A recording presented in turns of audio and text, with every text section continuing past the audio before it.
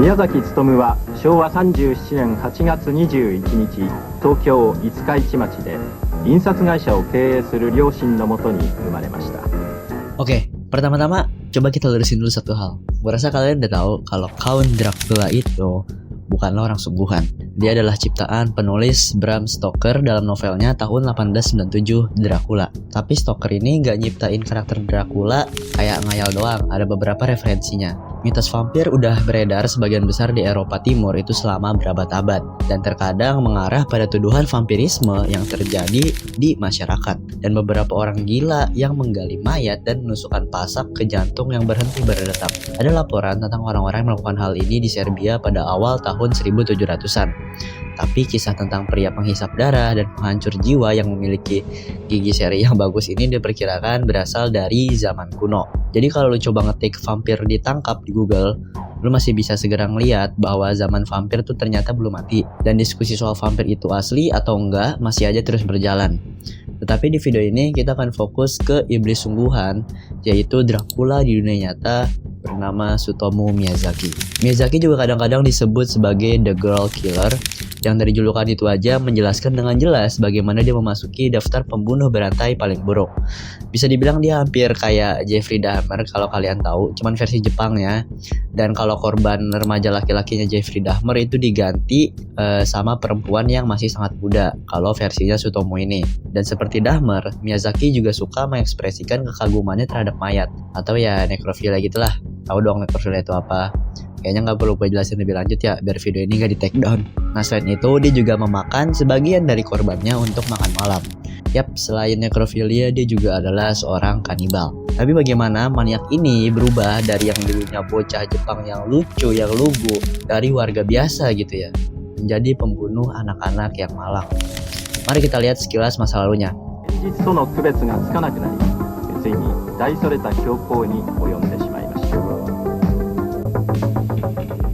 Seperti pembunuh berantai pada biasanya, pasti lu bisa yakin kalau Miyazaki itu juga nggak memiliki masa lalu yang terbaik, awal yang terbaik dalam hidupnya. Nasib buruknya tuh dimulai saat dia mengambil nafas pertama. Tapi kalau mau lebih tepatnya itu dimulai saat dia masih dalam kandungan. Ia lahir pada tanggal 21 Agustus 1962 yang menjadikannya seorang Leo. Ini gue agak iseng dikit ya nyari pembunuh berantai terkenal dan zodiak mereka, dan ternyata Gemini yang paling banyak gitu ya. Emang gak salah dapet stereotype red flag-nya gitu. Jadi jika lu seorang Gemini, ya hati-hati aja lah. Oke, sorry, kita lanjut. Jadi pria ini terlahir dengan tangan yang sangat cacat dari lahir. Bukan hanya sulit baginya untuk menggunakannya, tapi juga tampak seperti tangan Nosferatu bro. Panjang dan kurus, berbonggol-bonggol dan terlihat sangat menyeramkan.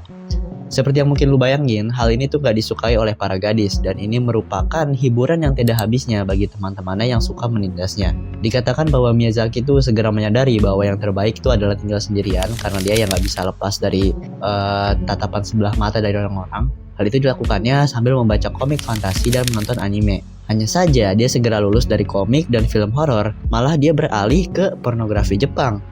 Belakangan diketahui bahwa dia telah mengumpulkan lebih dari 5.763 video kacau ini. Dan meskipun aneh, itu gak cukup ternyata. Dan dia segera tertarik pada anime dan film ilegal yang korbannya adalah anak-anak. Dia pernah ngomong tentang pornografi Jepang pada umumnya kalau mereka itu menutupi bagian yang paling penting. Itu mungkin alasan kenapa dia gak puas gitu ya sama pornografi Jepang. Video-video tersebut nggak cukup baik gitu untuknya. Dan selain mencari dan menemukan video ilegal, dia juga merekam pakaian dalam para gadis ketika dia berhasil mengambil gambar saat mereka sedang bermain tenis di lapangan terdekat. Jadi ini kayak paparazzi, anjing, nyaman paparazzinya terlalu eksplisit cok. Masalahnya adalah ini adalah anak yang memiliki privilege. Jadi Miyazaki ini sebenarnya punya privilege gitu kan. Ayahnya memiliki perusahaan koran, perusahaan surat kabar, tapi Miyazaki nggak tertarik untuk ngambil alih usaha ayahnya. Dia adalah seekor kambing hitam dan juga seseorang yang cacat dan kesepian. Dia menonton video sepanjang waktu daripada bekerja, dan dikatakan bahwa kedua saudara perempuan yang tinggal bersamanya itu nggak menyukainya sama sekali. Ayahnya juga nggak pernah mendengarkannya, dan ibunya juga nggak terlalu menyayanginya. Satu-satunya orang yang dia miliki adalah kakeknya, yang sangat dia sayangi, sehingga dia malah memakan sebagian ambunya setelah si kakek meninggal. Tujuannya biar dia bisa tinggal bersamanya sama si sang kakek. Agak sengklek ya. Nah, segala aspek kehidupan Miyazaki itu jadi kacau setelah kematian kakeknya. Dan pada suatu kesempatan, Miyazaki ketahuan memata-matai salah satu saudara perempuannya saat dia mandi. Si saudaranya ini mengungkapkan keprihatinannya karena ya maksudnya kan Miyazaki ini agak orang yang kekurangan ya gitu. Tapi walaupun begitu, Miyazakinya bukannya minta maaf, dia malah mukulin si saudaranya ini, Cok. Padahal Miyazaki yang ngintip, si saudara yang jadi korban, malah si saudaranya yang dipukulin sama Miyazaki. Ibunya di saat itu juga negur dong, dateng kan langsung ke lokasi. Tapi malah dipukulin juga anjing. Ya lu dapet lah gambarannya gitu. Ini memang adalah anak yang gak bahagia. Seperti halnya banyak anak-anak yang dianiaya, yang berusaha mendapati kekuasaan dan kendali dalam hidup mereka. Ia segera beralih ke pembunuhan. Maka pada tanggal 22 Agustus 1988, Miyazaki nyulik seorang anak berusia 4 tahun dari sebuah taman di Tokyo. Dia membawanya ke tempat sepi di bawah jembatan dan keduanya mengobrol sekitar 30 menitan. Dia kemudian mencekiknya dan mulai melakukan tindakan seksual dengan mayatnya setelah si anak meninggal. Dia menelanjanginya dan membawa pulang pakaiannya. Hanya beberapa hari kemudian dia berubah pikiran dan kembali lagi ke tubuh yang membusuk, ke mayatnya. Lalu dia motong tangannya dan kakinya yang kemudian dia bawa dan ternyata disimpan di lemarinya. Dia mengambil sisa tubuhnya dan membakarnya lalu menggiling tulangnya menjadi bubuk. Dia kemudian mengirimkan sebagian dari bubuk tersebut kepada orang tua gadis tersebut. Ini gimana coba anjing, ekspresi orang tuanya udah tahu anaknya hilang tiba-tiba malah dapat abunya anjing. Bersama dengan beberapa giginya dan juga beberapa foto pakaiannya. Dia juga mengirimkan kartu pos yang bertuliskan, "Mari dikremasi, tulang, menyelidiki, membuktikan." Ini cuman beberapa potongan kata doang gitu ya. Segera setelah itu dia melakukan hal yang sama dengan seorang gadis berusia 7 tahun yang dia lihat berjalan-jalan sendirian.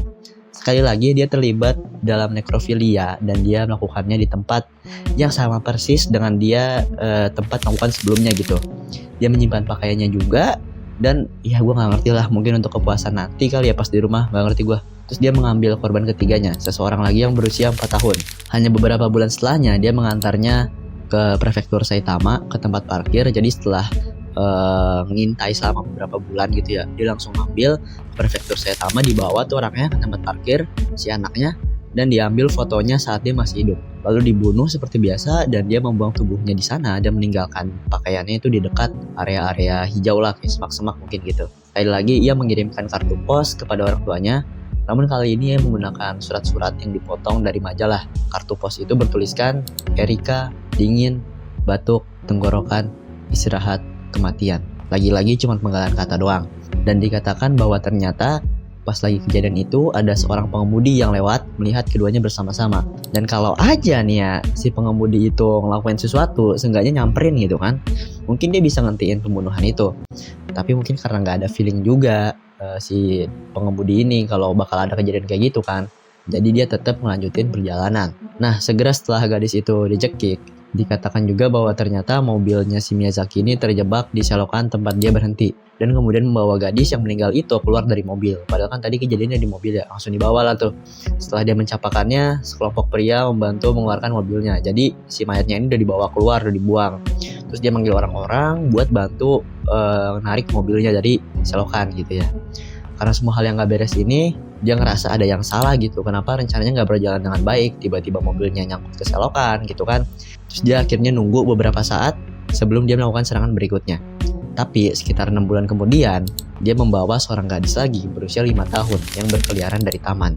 Dia membawanya ke mobilnya seperti biasa, lalu membunuhnya dan menutupinya dengan selimut dan membawanya pulang. Di sana dia menghabiskan 2 hari menganiaya gadis yang meninggal itu dan dia mengambil foto dan videonya. Video itu kemudian ditemukan di kamarnya ketika pembusukan membuatnya tidak mungkin lagi untuk mengeksploitasi tubuhnya. Dia mencincangnya, dia membuang batang tubuhnya atau tulang belakangnya dan kepalanya di lokasi terpisah dan menyimpan tangannya. Dia mengaku memakan sebagian tangan tersebut dan meminum darahnya, tapi dia menjadi paranoid dan segera membuang sisa tangan tersebut. Dia tertangkap. Nah, momen dia tertangkap itu segera setelah itu ketika dia mencoba memasukkan lensa zoom kamera ke dalam vagina seorang gadis muda, atau menurut laporan lain, tepat di antara kedua kakinya lah, pokoknya sekitaran selangkangan situ. Nah, dia mencobanya itu di taman terbuka katanya, dan ya tentu saja ya, ini ada anak kecil biasanya kan ditemenin kalau main gitu sama orang tuanya kan. Dan pas lagi situasi itu si ayah gadis itu muncul, langsung lah mukul Miyazaki kan. Miyazaki langsung lari dan dalam kondisi telanjang bulat tuh. Gak tahu nih kalau misalnya berhasil bakal diapain kan si anak itu anjing. Nah, sang ayah tentu saja melaporkannya, dan ketika polisi pergi ke rumah Miyazaki untuk menghadapinya, mereka malah nemuin kumpulan video buatan dia sendiri yang mengerikan serta semua video seksual lainnya. Jadi selama proses kejadian-kejadian dari beberapa korbannya Miyazaki tadi, itu semuanya didokumentasiin. Emang anjing, emang gila cok. Polisi juga kemudian nemuin tangan seorang gadis yang tadi ya udah beberapa kali dia potong tangan korban-korbannya, terus dia simpen di lemarinya gitu kan. Dan dikatakan selama persidangan bahwa dia tuh gak menunjukkan penyesalan apapun. Dan bahkan pernah ngomong bahwa dia udah ngelakuin pekerjaannya dengan baik. Dia malah ngapresiasi dirinya sendiri cok, bukannya minta maaf ke keluarga korban nih. Dia bilang dia adalah pahlawan Jepang, dan selama persidangan dia mengira dia sedang berada di atas panggung. Dia nolak untuk meminta maaf atas perbuatannya, sehingga membuat beberapa orang menganggap dia gila. Ini pembunuh narsis cok, emang jadi psikopat kan biasanya kayak gini kan. Psikiater yang ditunjuk pengadilan memiliki dua pendapat yang berbeda. Pertama, itu pendapat bahwa ia memiliki gangguan kepribadian, tetapi masih sadar, masih paham gitu, masih tahu persis apa yang sebenarnya ia lakukan. Jadi dia melakukan kejahatannya itu dalam kondisi yang sadar, walaupun punya gangguan kepribadian gitu. Dan satu lagi berpendapat bahwa pikirannya tuh gak bekerja dengan benar selama masa terornya. Jadi bener-bener kayak ngerasa skizo mungkin ya selama dia ngelakuin kejahatan-kejahatan kriminalnya ini. Itu beda dari dua pendapat itu. Nah di Jepang hal ini tuh disebut pikiran yang lemah. Dan jika hakim menyetujuinya, hukumannya akan lebih ringan. Namun hakim mempercayai diagnosis pertama, yang tadi yang walaupun si Miyazaki punya gangguan mental, dia ngelakuin semuanya ini secara sadar gitu loh. Dan dia dijatuhi hukuman mati akhirnya. Mengingat kekejaman kejahatannya, dampak sosialnya, dan sentimen keluarga korban, hukuman mati nggak bisa dihindari, kata hakim.